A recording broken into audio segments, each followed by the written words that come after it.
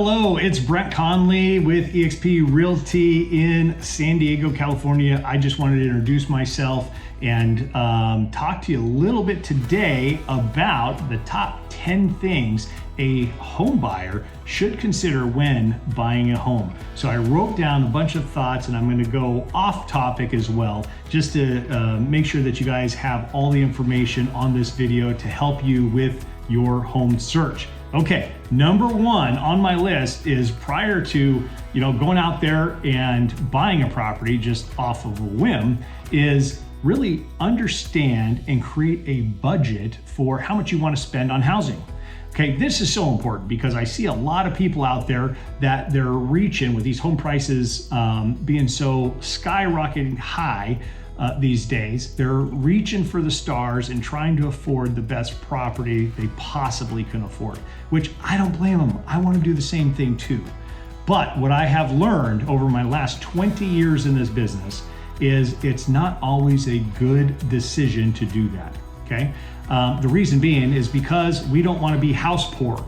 We have this big, huge house. We've topped out our budget, and now we don't have any furniture, and we're sleeping on a mattress on the floor without a box spring. Okay, now that's a example of an extreme example, but you are getting the picture of what I'm talking about. So you want to put down on your budget of like, hey, here's how much money that I'm bringing in or the household is bringing in, and this is how much money I'd like to spend on my mortgage payment.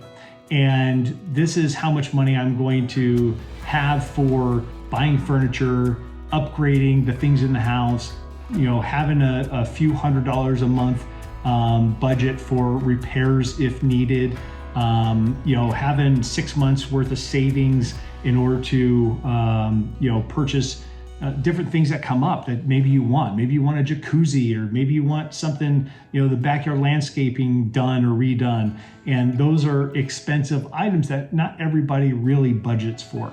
A lot of people are just budgeting for the monthly payment. I've had clients that we've sold property to that did not want us to go into their finances, which we respect that totally. We leave that up to our lender partners. And but if they ask us, we'll help you go through the budget. And so we prefer that because we don't want to sell you a property unless it's completely right for you and your family. So one of the things that you've got to look at is property taxes. You've got to write down how much insurance is going to cost, how much maintenance is possibly going to cost for the property now and over the next 3 to 5 years. Because if you're going to live in that property, there's going to be maintenance for the property.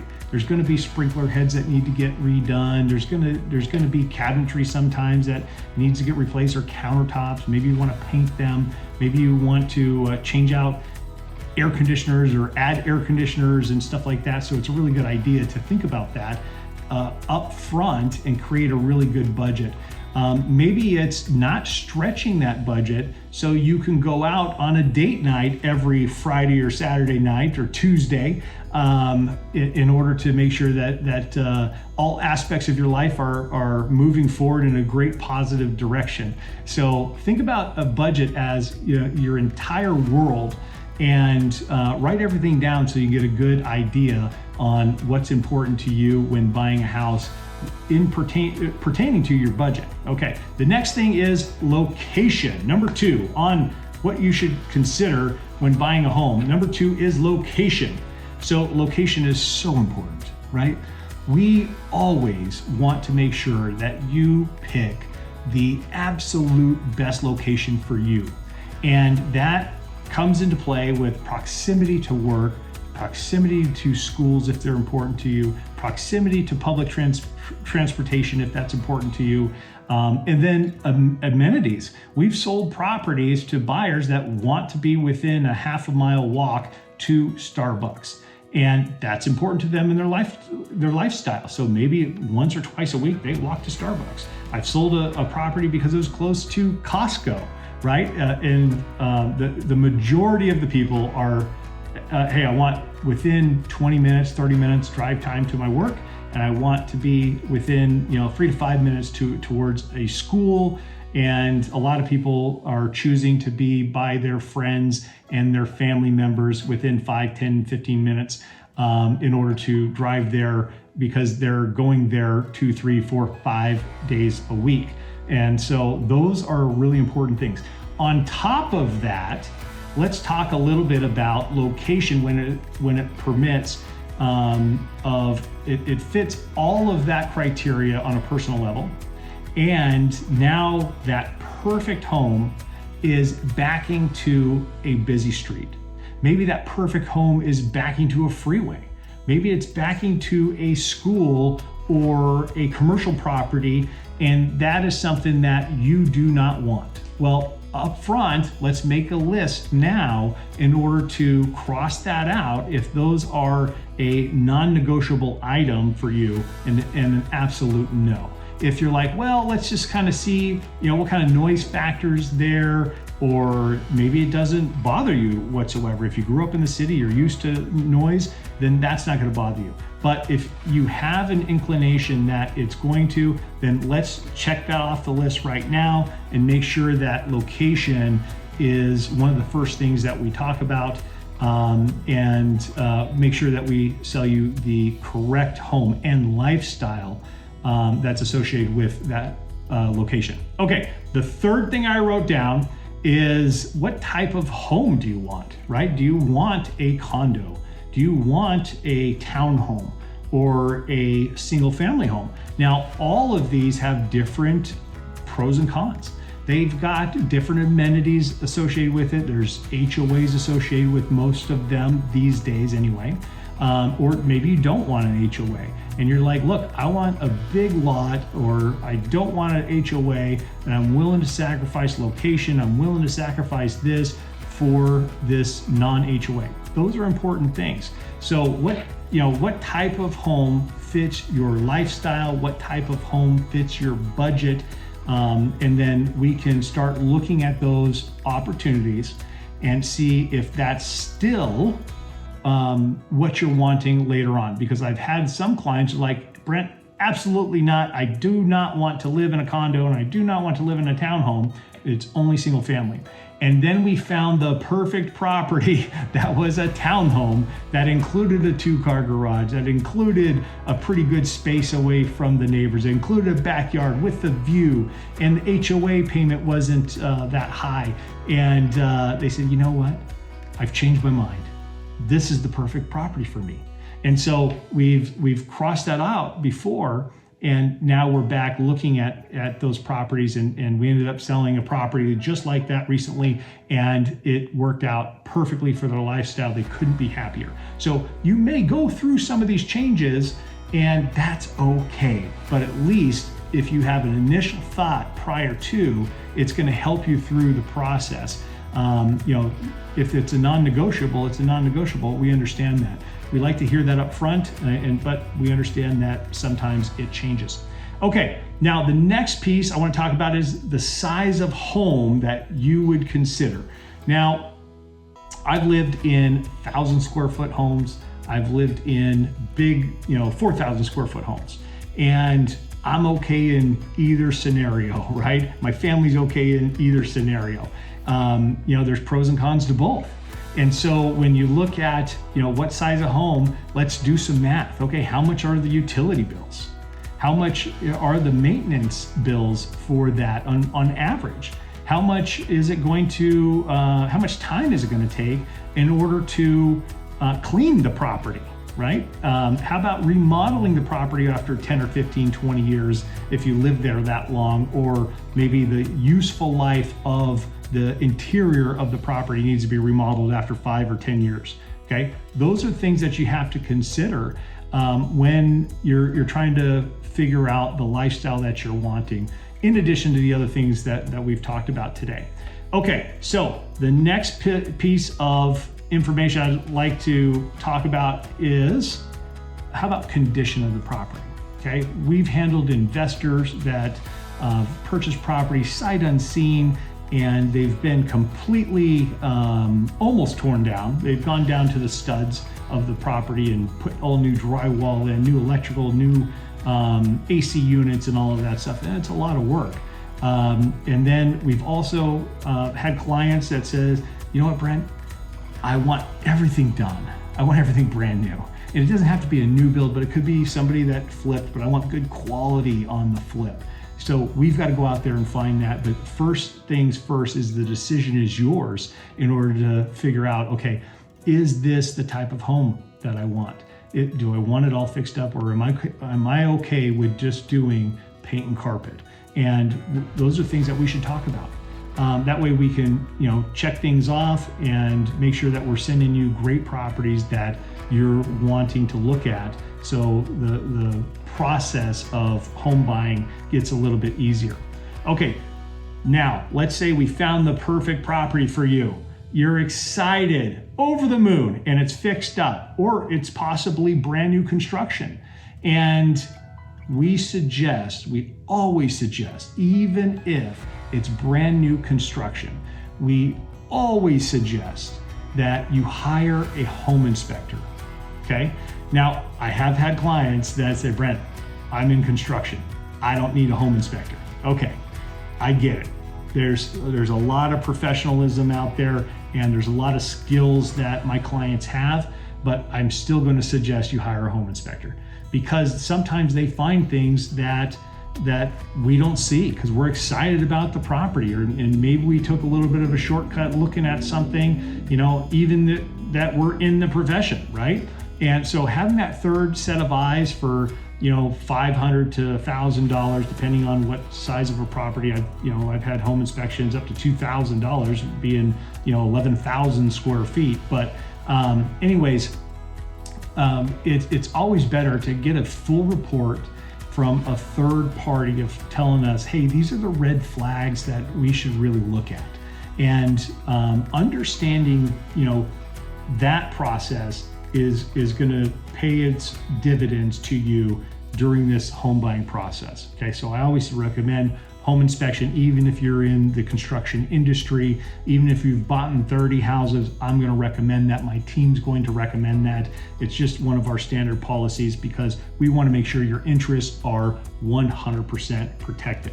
Okay, the next thing that we're going to talk about is financing options. What financing options are good for you and your scenario. Everybody's scenario is different. I have clients that do ARM loans. I have clients that are doing hard money for investment properties. I have clients that are doing 30-year fixed and 15-year fixed interest rates, FHA and conventional. We've got programs with certain banks that they're called doctor loans or self-employed medical professional loans, and they're just showing bank statements to get a decent interest rate and get financing depending on their position. And so the financing options are really important to go over, not only with your loan officer, not only with your bank if that's who you're choosing to work with, but with us as your professional real estate agents. Because we might hear something in our conversation that will trigger a thought about a loan program that we've heard about or we've helped somebody get in order to help save you thousands of dollars. We might just give you a recommendation. So you don't always have to tell us everything about your personal finances and everything. It will help the transaction. It will help us understand what your needs are and possibly help us get you a better deal. I've got loan officers I've worked with for over 10 years, and some of the people that I work with, if they can't get a better rate, they'll give it away to the person that can. And this is all about trust, and this is about working with the good people. And matter of fact, that's how I work with one of the loan officers I work with in California. That's how he gained my business. He had $1 million buyer. I think it was $900 and something thousand, so almost $1 million buyer. And he couldn't beat the interest rate that they were quoted from a different bank. He called another friend. The other loan officer friend could beat everybody, and he said, go with the other person. So these are the people that I'm working with that are willing to give away almost $1 million loan, well, $800,000 loan, to make sure that the client's protected. So these are the people that I want to do business with, that I will refer to you guys if you want the referrals. and then you make the determination. But include us in the financing opportunities, and we'll make sure that you're at least getting informed whether you got a great deal, good deal, or somebody possibly could beat those rates. All right, the next piece of it is resale value. Let's talk about resale value for a second. Okay, I have personally bought a lot of homes. Okay, I have flipped properties. I have bought vacant land. I've done a lot of things in real estate. I've owned commercial properties and all that stuff. And so with us, we're not going to want to sell you a property that isn't a great property 5 years from now. Okay, I'm going to tell you, don't buy this property. And you're going to go, what? Brent, why would you tell me not to buy this property? Well, if it backs to a road, and you're going to regret that over the next 5 years, I'm going to tell you, don't buy that property. Okay, if that's a busy street and I know that you're going to be annoyed listening to that road. Okay, if it's a property that is next to a toxic waste dump or a dump in the city, then, and I know the smell is going to be there every day, then guess what? I'm going to tell you not to buy the property.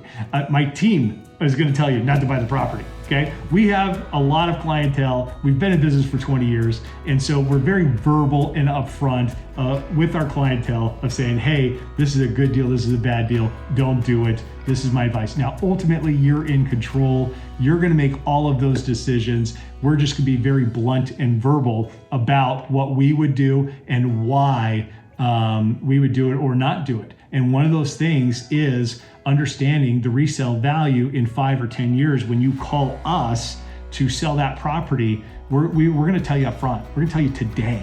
Okay, not a lot of real estate agents will do that, but I've made a commitment for my clientele and my reputation 20 years ago when I got in this business to make sure I tell the truth every single time. And that's what you get when you hire us. Okay, so the next piece I want to talk about, I wrote down actually twice, homeowners association for a second time. Do you really want to live in a homeowners association or do you not?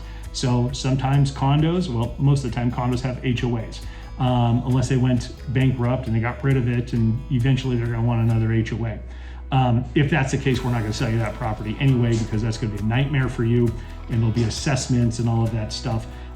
So I'm going to lean heavily to finding a different property if that's the case. So regular single family homes, most of the new developments are in HOAs. Here in San Diego, we have this thing called Melrose. It's a tax that the builders kind of pushed out for a bond, so they wouldn't have to come up with it's a recapture of their money. They wouldn't have to come up with the money to basically develop all the roads and the infrastructure that these neighborhoods are needing. So Melrose is another tax. And a lot of our clients are like, no, I don't want to live in an area with Melrose. Okay, then we've got to look at these areas over here. So that's one of those things. There's pros and cons to those. Some of these neighborhoods with Melrose are fabulous. And you can only live in there if you're willing to pay that extra tax. And sometimes it's worth it. Depending on you, we're going to go over that as we talk a little bit more. Okay, next thing, we need to be prepared for our closing costs.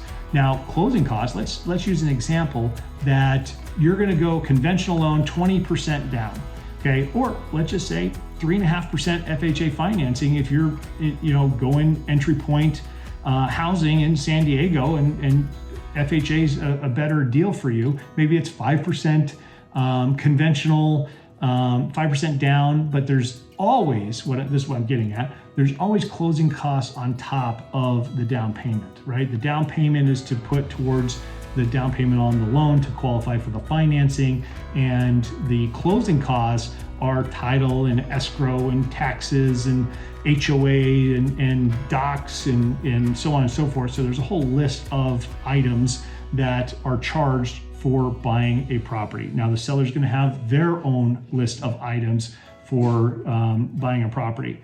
If it's an HOA, there's HOA transfer fees and so on and so forth. Anyways, those are on top of your down payment. And we're going to go over all of that stuff and to really get you a good idea of what is going to be required on top of that down payment. And typically it's 1.5, maybe 2 points or percentage of the transactions. It could be 1% of the transactions. Now, sometimes in a buyer's marketplace, we can get a seller to pay some of those closing costs, if not all of them. We can help right now in some markets, we're getting points paid by the seller in order to purchase the property, so their interest rate's a little bit lower. When we hit the 7% interest rate mark, we had to get the points paid in order for people to qualify to purchase the properties. So that's another thing that we're going to talk about when we meet and kind of go over your needs and wants and financing options. And I hope this has been very educational to you as a buyer. And if I can help you any further, please reach out to me or somebody on my team. I'll give you my cell phone number. Feel free to text me or give me a call, 760-473-5435. This is Brent Conley, Team Conley in San Diego, California. It's a beautiful day every single day in San Diego. We'll talk soon.